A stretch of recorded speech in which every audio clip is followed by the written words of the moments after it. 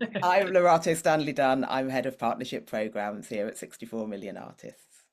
And we've also got Yashoda, who's our public programs manager, on the call as well. But yeah, welcome everyone. It's so lovely to have you here. My name's Jo Hunter and I'm the founder and CEO of 64 Million Artists. We're really excited to be running this session. Workplace culture is something that we feel really passionate about. And like Lerato said, it feels like an important moment for us to be kind of consolidating some of our thoughts and kind of opening up a conversation. So what we're going to be talking about today is kind of where we've got to, and we'd love to know, what you're thinking about. We know there's loads of great other work happening out there, so we're really excited to hear about that today. So I'm just going to start by talking to you a little bit about what we do at 64 Million Artists, in case you don't know us. So we are a social enterprise. We just had our 10th birthday on Sunday, which is very exciting, with 11 members of staff, who are dispersed around the UK, although we do meet up once a week in London. And we have kind of 4 key areas to our work. The central part of our work is our core work, so our core team. And one of the things that we always talk about is how, looking after our staff and making sure that our team works well is the kind of most central and important part of our work. And that's obviously what we'll be talking about today. In terms of what we do out in the world, we have 3 key areas. So we have public programs, partnership programs, and leadership programs. Our public programs, in which Yash works on, include the January Challenge, which is a month-long celebration of creativity where we work with different communities and organisations and artists and people to work to set a little creative challenge for the nation every day in January. 160,000 people took part this year. And we also have a year-long public programme of events like these, and training and workshops and get-togethers and development of resources, and a weekly creative prompt that go out every week. So there's always something free and available and creative happening from us throughout the year. Our leadership programs we run, as you might imagine, leadership work across lots of different, predominantly in higher education and in sort of broader education settings, looking at how we use creativity to develop ideas and to develop culture with leaders. So we run programs with Edinburgh University, King's College London, Newcastle University, loads and loads and loads of different universities across the country. And it's a really exciting and an area of our work in which workplace culture and kind of research culture is becoming more and more important. And then we have partnerships, which is our newest kind of area of work. And it's where we kind of experiment with lots of different areas. So we launched our newest program, Creative Courage, recently, which is a program for individuals looking to make a change in their life. And it's really exciting, really creative, and I'm just having so much fun with it, running it with Lerato. And we also, workplace culture is a huge key area of work for us in that area. So helping companies support with their workplace culture, and also thinking about how you can kind of embed a culture of creativity in different settings. So that's the work that we do. What I'd like to do now is just talk you through this piece of work that we've been working on, which is called a manifesto for transformative workplace culture. We've got 10 key points that we wanted to put out into the world and celebrate things that we've worked on that we think are really important, things that we've worked on with other people and other clients that we think are important.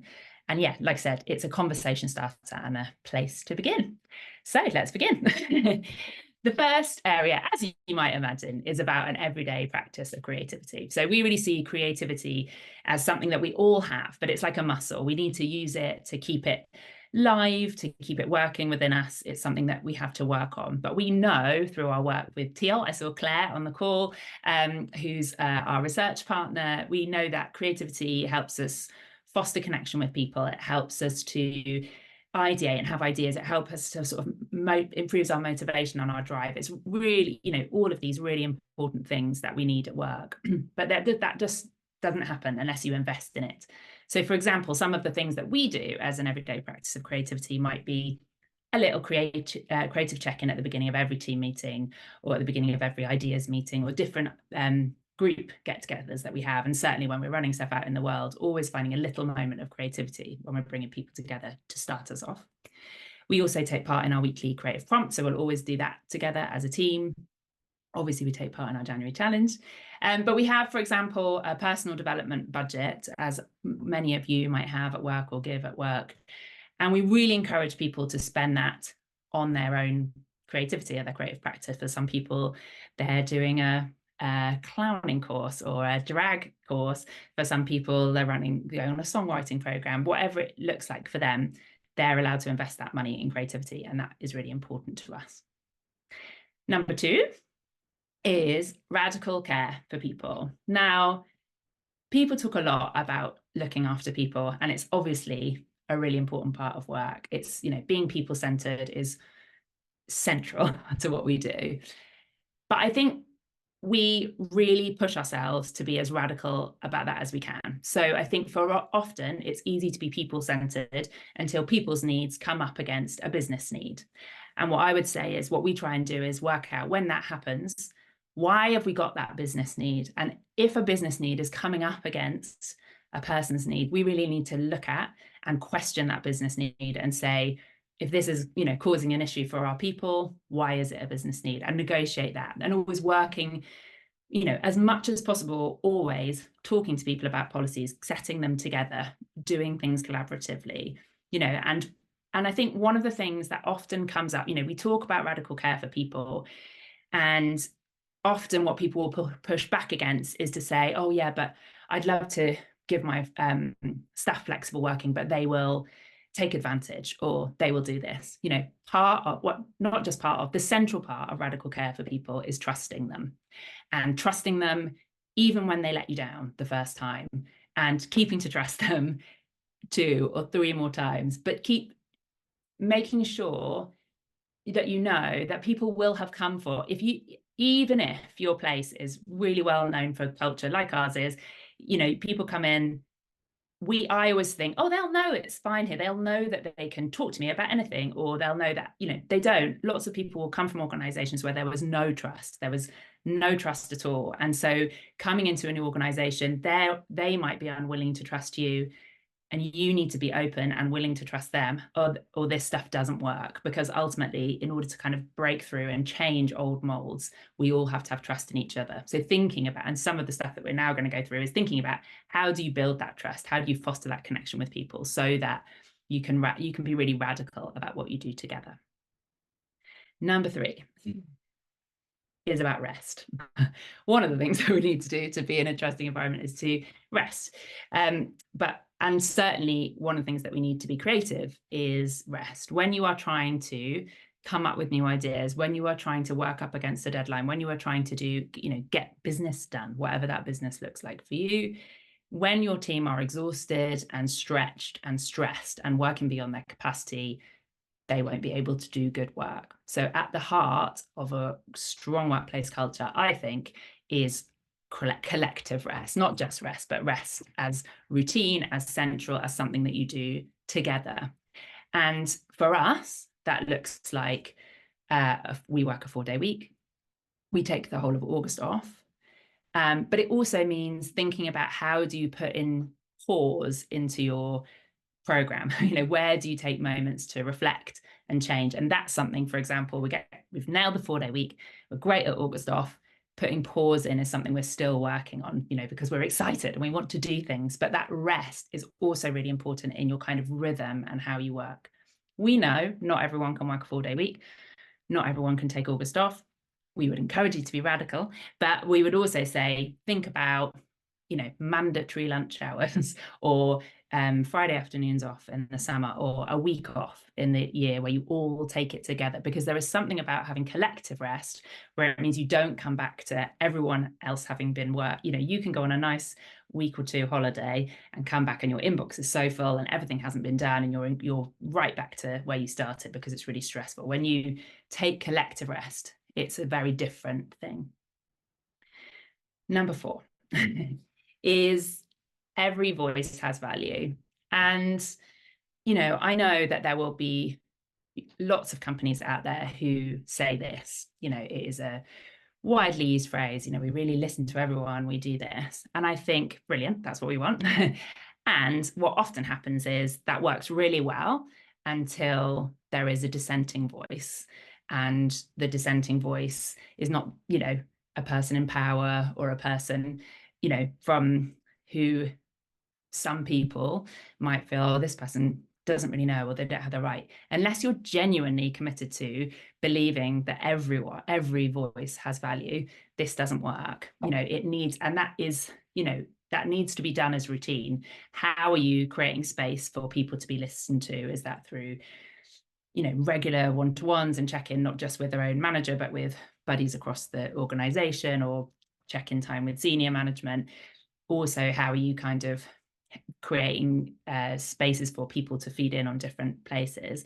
That as we grow and change as organizations and our workforce becomes more diverse, the more different voices that you have, the harder you have to work to hear them all, because the people learn and listen and respond in different ways. So it's something to really, really commit to, and to really notice, oh, this person isn't enjoying the way we're doing it.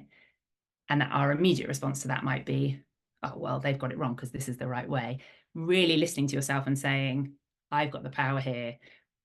Why what is the dissent? Why is the reason for it? Really trying to unpack that rather than writing it off as someone who might be difficult or struggling. It's really giving the time to that, which leads us on to number 5, which is about sharing ideas. So for us, the way that ideas travel across, this is an extension of number 4, but particularly around how do we kind of celebrate and share ideas across an organization? Because when we, as we're, in order for ideas to really travel and to work together, we need to put in structures for that to happen. So, for example, we will have a fortnightly ideas meeting, which is hosted by different members of the team. And they might bring a really structured thing like, I want to talk about this area of my work. It might be work related, but they also might be like, I'm really interested in knowing what everyone is reading this week, or I'm interested to understand what we all think about this. And giving people that chance to kind of structuring those sessions so everyone gets a chance to talk, using creativity in those, means that you're kind of developing everyone to believe that their voice has value too, and giving them a moment to talk out loud and to share who they are and all of that stuff. So sharing ideas and having ideas meetings is something that is really important to us. Number 6, play to risk. So one of the things that we are quite good at, I think, on the whole, is about taking risks and trying new things. And I think that comes from, again, this kind of idea of a culture of creativity. Sometimes, especially in scarcity, for example, when we don't have a lot of money, or we don't, as organizations, it feels like times are tough. Often we become more risk averse. And that can often lead to us staying in scarcity or staying in stuckness about what we do. So one of the things we really encourage when we're thinking about workplace culture is how to put in little experiments and little playful elements that that allow us to sort of practice our capacity for risk. So that might mean, for example, like a little low impact or a low cost thing, like changing up people's responsibilities. So you have someone who's got a very desk-based job, help them go out in the world and try something new. Or our brilliant programs administrator Aksa, recently, she's an amazing fan of things, and so we had her in the public programs run a whole session about kind of creativity and fandom and what that means. And that was really great to kind of see her be in a completely different capacity within the organization. It gave her something that she wanted. It was low cost, low risk to us, but it means that we can then try that out. Great, it worked. Let's do more of that. How do we grow it? So thinking about ways that we can use kind of low cost, low impact things to try something out, which then gives us the kind of confidence to build on that and to keep that sort of those new ideas kind of moving around the organization. Number 7, fun for fun's sake. So I think that we think fun is really important, but same, creativity, play, it's all the same thing. And it's important to have moments in your calendar, in your week, that people are having fun and chatting about what's on TV or whatever they're doing. They're just being able to kind of be themselves and try out being in a new environment. One of the things that's really important to recognize in this is that not everyone finds the same things fun. So for some people, social situations might be really intimidating or daunting. And so having a kind of really structured, this is what we do in order to have fun because 80% of our organization find this fun, can be really divisive and difficult. So switching up who gets to organize socials, making sure that different people from different parts of the organization are doing that, but also thinking about how you have options within that. So it might be that, you are making sure that everyone leaves their desk in the lunch hour at 1, and you might have some suggestions that people to do, but some people might just go for a walk along the river and have lunch on their own, and that's okay. For some people, they might prefer to have, some conversations in 2s or 3s. For some people, they might, so thinking about when you are creating fun, just making sure that different voices are feeding in on that, but also making sure that it doesn't have to have an outcome. We're doing this because we want everyone to learn about this, or, not every away day thing needs to have an agenda item, committed to that. It can just be fun and silly, and that's fine. We love a bit of silliness. Number 8, clear, inclusive, open processes. So, I think one of the things that we really fell down on as an organization when we hit, we grew fairly steadily for the first couple of years. We got from sort of 0 to 6 within maybe 4 years, but then within another year, we went from 6 to 11. And in that process, in that moment, it really became clear that we are an organization who cares about people. We're, so transparent, everyone's talking to each other, everyone feels looked after and cared for. It's lovely.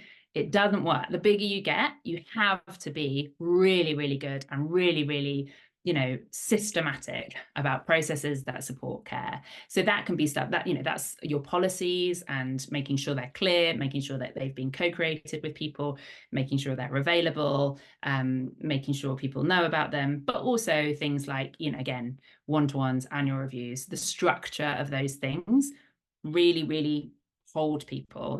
That's what they need in order to relax and feel comfortable. And for us, also recruitment is a massive part of that. So making sure that people feel, we have a very inclusive recruitment process. We don't use CVs. We pay people to come to interview. We kind of, hold an open space on forms. We hold webinars so that people can find out about them. Something that we're really committed to, because that is the very beginning of someone's journey with you. And so if you are, if that doesn't go well, then you might not be getting the right people, but also, you've not started off on the right foot. So just the last 2 are walking the walk. So we, as a lead, I think leader is a big term. I think we're all leaders of our own lives. We're all leaders to some extent in our organizations, but there are people who in an organization hold power, hold privilege, because they are paid more to be the boss, or that they have a leadership position.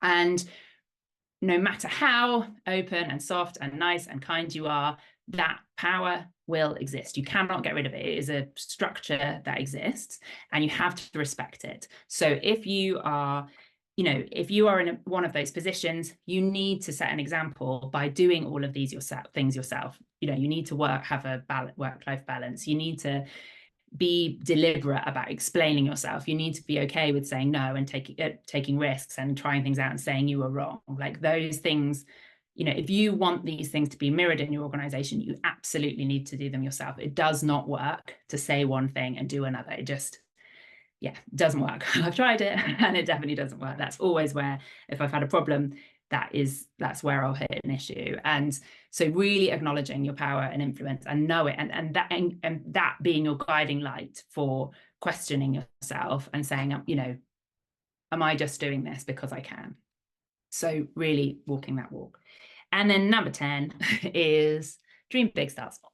So if you are thinking about your workplace culture, if you're thinking, how do I change it? Oh, it feels like I work in this absolutely massive beast of an organization. I wouldn't even know where to start. There are always little things you can try and do. Introduce the check-in at the beginning of a meeting. Think about how you might shift up your one-to-one to have a different style of meeting. Think about how you encourage ideas to travel around your organization. Not everyone will have the power to completely transform everything, but you can always begin. And that's where we're inviting you to start today. So that's our manifesto. It feels exciting to sort of give it a go and say it out loud. But like I said, it's a starting point, and we're open to feedback on it. But now we're going to give you a chance to have a think about